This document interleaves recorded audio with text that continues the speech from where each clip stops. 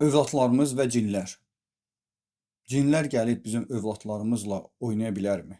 Bəzi valideynlər bu deyir ki, övladlarımız, xüsusən də kiçik övladlarımızdan söhbət gedir, Allah hamısını qorusun.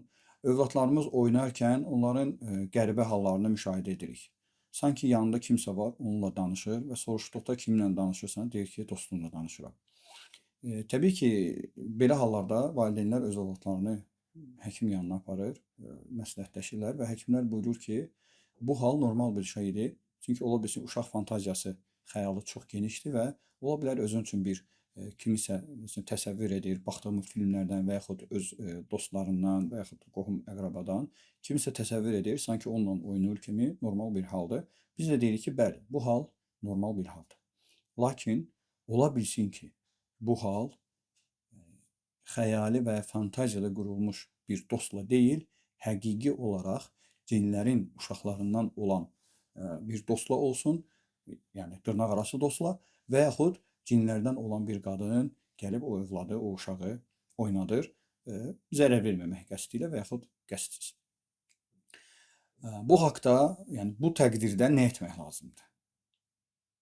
İlk olaraq birinci tövsiyə odur ki, müşahidə edəsiniz. Müşahidə edəsiniz və bəzi şeyləri təcrübədən keçirəsiniz. Əgər görsəz ki, sizin övladınız oynadığı zaman sanki kimlənsə danışır, kimlənsə oynayır, asta səslə azan verin. Allahu Ekber, Allahu Ekber, Allahu Ekber, Allahu Ekber. Bu tərzdə azanı sona qədər bir neçə dəfə oxuyun. Həmçinin Fələq, Nəs surəsilərini, Ayətəl Kürsini qışqırmadan, orta səslə, hətta övlad qorxmasın. Və müşahidə edin. Əgər o vaxtda sizin övladınız sanki qıraqda kimisə gördü və yaxud kimsə durdu, çıxdı, getdi, bu kimi müşahidələr edirsə, bunu yadınızda saxlayın və növbəti dəfə yenə bu təcrübəni həyata keçirdin və baxın görün eyni şeylər təkrarlanır yoxsa yox. Əgər həmin vaxt azan verdiyiniz vaxt və yaxud Fələq, Nəs, Ayətəl Kürsi oxuduğunuz zaman övladınız qırağa kiməsə baxarsa, sanki kimsə çıxdı, getdi, hətta ola bilsin ağlasın ki, niyə gedirsən, artıq diqqət yetirmək lazımdır ki, burada başqa bir aləm var. Yox, əgər övladınız normal qaydada, yəni oynamağında davam edirsə, inşallah ki, salamatçılıqdır.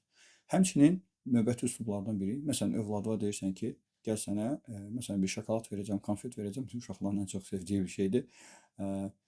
Durub gəlsə, gözəl. Desək ki, yox, bıraq biz burada oynayırıq, bu kimi ifadələr falan istifadə etsə və yaxud yenə qırağa baxsa, yəni bir var uşağın övladın oynadığı bir məkan, o çərçivənin, o dairənin içində oynayırsa problem yoxdur. Amma qırağa bucağa oyanlara baxırsa, bu məsələyə diqqət və önəm vermək lazımdır.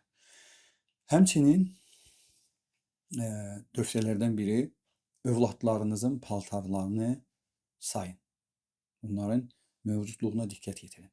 Məsələn, çünki biz bilirik ki, uşaqlar adətən paltar alanda, yəni söhbət iç paltarından gedir, maykadır və s. Bunları alanda adətən valideynlər bir neçə ədədini alırlar. 5 dənə, 6 dənə, 10 dənə bir paçka götürürlər, onları sayın. Sayın və diqqət yetirin ki, onlar itirmi. Həmçinin onları yuyub dolabda cəm etdikdə, sonra götürdükdə mütləq izləyin. Baxın ki, onun üzərində hər hansı bir ləkə, qəribə, yəni mövcud olması mümkün olmayan bir şey varmı? Bunlara da mütləq şəkildə diqqət yetirin. Həmçinin növbəti tövsiyələrdən, indi müasir dövrümüzdə otaqlarda televizorlar var, telefonlar, kompüterlər və s. cihazlar var.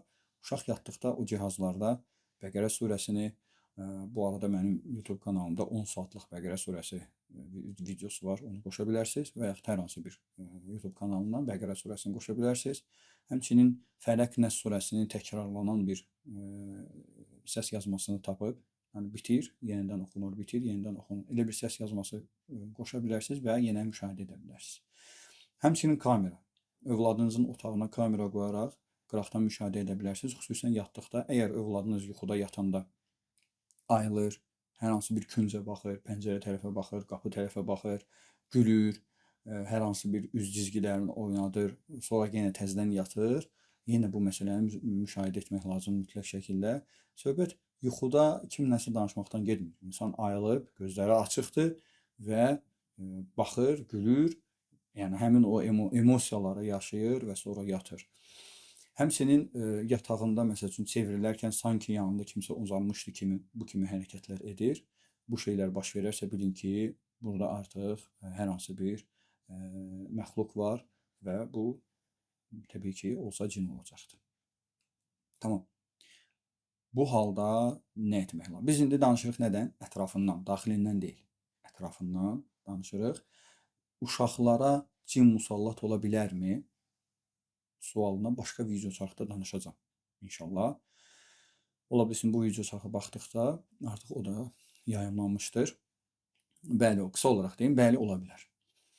Mən indi danışıram ətrafında. Belə olduğu təqdirdə nə etmək lazımdır? İlk olaraq övladınıza ruqya oxuyun. Və ruqya oxumaq da çox asandır. Düşünməyin ki, ruqya oxumaq üçün mütləq ruqyaçıya müraciət etmək lazımdır. Özünüz Fatihə surəsinin, Ayətül Kürsi, İxlas, Fələq, Nəs surələrini oxuyursunuz. Üfürürsünüz övladınızın üzünə, bədəninə. Həmçinin içməli suya ruqya ayətləri oxuyursunuz. Yenə Qurani-Kərimdən istənilən ayətləri oxuyursunuz və övladınıza içizdirirsiniz. Zəmzəm suyu olarsa nə gözəl. Həmçinin çimmək üçün bir suya, bir qabda su yığırsınız. Məsələn, 20 litrlik bir qaba. Ora oxuyursunuz və övladınızı gündəlik o sudan 1 litr, 2 litr, 3 litr götürməklə yaxalayırsınız. Həmçinin ruqyalı zeytun yağı evdə, bu mənə valideynlərə tövsiyəmdir ki, hər bir evdə necə ki spirt, yod, bint, bu kimi şeylər saxlayırıq, ruqyalı zeytun yağı mütləq hər evdə olmalıdır. Belə hallarda övladınızın bədənini ruqyalı zeytun yağıyla yağlayırsınız. Bir dəfə, gündə 3 dəfə və yaxud 7 dəfə, nə qədər çox olarsa o qədər yaxşıdır. Müəyyən bir limit yoxdur. Bu 1, 3, 7 saylarda sadəcə bir hədəf olaraq götürülübdür ki, Peyğəmbərimizin sünnəsində onun və onun əhl-i beytinə Allahın salamı və səlavatı olsun. 3, 7 rəqəmləri təkrarlandığına görə bu rəqəmlər istifadə olunur. Lakin 5 olsa bir problem yoxdur. Ruqyalı zeytun yağıyla ruqyalayırsınız və yenə övladınızı müşahidə edirsiniz. Bu tövsiyələr nə üçündür? Bu tövsiyələr onun üçündür ki, övladlarımızı qoruyaq. Necə ki, övladlarımız bir yeri ağrıdıqda, bir sıxıntı gördükdə biz onları həkimə aparırıq və düşünürük ki, məsələn, bunun gələcəyi vardır, gələcəkdə bir problem yaşamasın, məsələnin üstünə indidən düşək. Həmçinin bu məsələ ondan daha təhlükəli və daha önəmli və daha vacibdir. Niyə? Çünki yanımıza gələn bir çox şəxslərdə müşahidə edirik ki, cin bunun bədəninə uşaqlıqda müsallat olmuşdur. Uşaqlıqda yeniyetmə yaşında müsallat olmuşdu. Artıq indi 30, 35, 40 yaşı vardı. O qədər problemlərlə üzləşir ki, o qədər həkimlər gəzib, o qədər əziyyətlər çəkib ki, indi ağlına gəlib ki, bəlkə ruqyada elətdirim. Və görürsən ki, cin artıq 30 ildə onun bədənində oturur. 35 ildə onun bədənində oturur. Onu oradan çıxartmaq elə də asan bir məsələ deyil. Təbii ki, Allah Taala'nın müvəffəqiyyəti ilə bunu edirik, Allahın izni ilə. Və Allah Taala bir kəsə xeyir istəsə, o xeyrin qarşısını heç kim ala bilməz. Bu yaxında onlayn seansların birində cin çıxdıqda qardaş qayıtdı, dedi ki, mənim 30 il həyatımı, ömrümü apardı. Yəni, uşaqlıqdan məndədir. Sağollaşmaq istədikdə kamera ilə bağlı bir hadisə yadıma düşdü. Bir nəfər mənə göndərmişdi. Öz evində kameralar quraşdırılıb və gecə vaxtı, mən özüm müşahidə etdim o səhnələri. Gecə vaxtı qaranlıqda otaqlarda işıq sönümlü formada bir işıq kamerada açıq-aydın düşür. Bir işıq gəlir, yaxınlaşır, bunun övladının çarpayısının yanında durur, hərəkət edir, o yana bir yana bir müddət qaldıqdan sonra çıxır, gedir, otaqdan çıxır və dəhliz vasitəsilə başqa otağa gedir və bu da kameralarda öz əksini tapmışdı. Yəni, bu şeylər həqiqətdir, əziz izləyicilər. Bəziləri deyir ki, nağıl danışırsınız, xurafatdır, cəmaat Marsa uçur, kvantov və kompüter düzəldir, siz isə hələ də cinlərdə qalmışsınız. Biz deyirik ki, biz hələ də cinlərdə qalmamışıq.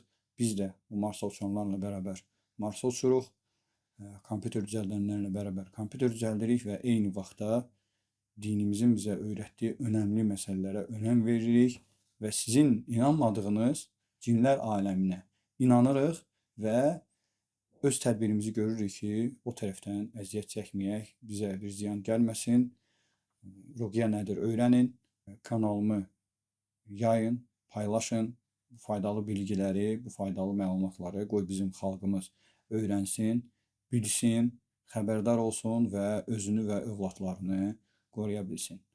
Esselamu Aleyküm ve Rahmetullahi ve Berekatuhu.